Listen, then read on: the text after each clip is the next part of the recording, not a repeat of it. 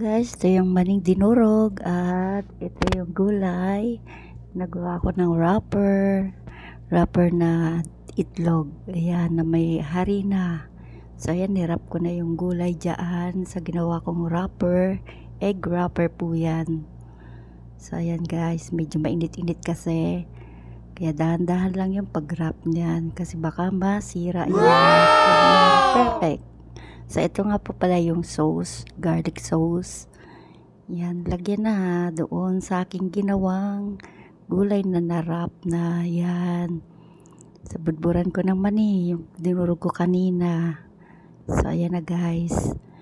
Ang aking sariwang lumpiang ubod.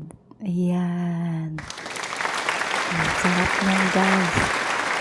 Try nyo rin. Hindi ko na nilagyan ng ng gulay, yung lettuce ba. Mahal eh. Kaya ganyan na lang.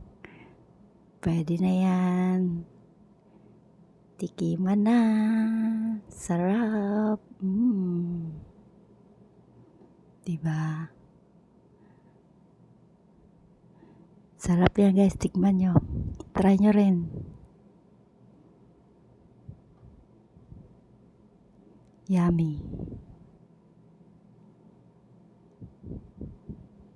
Yummy, yummy. Thank you for watching. Bye.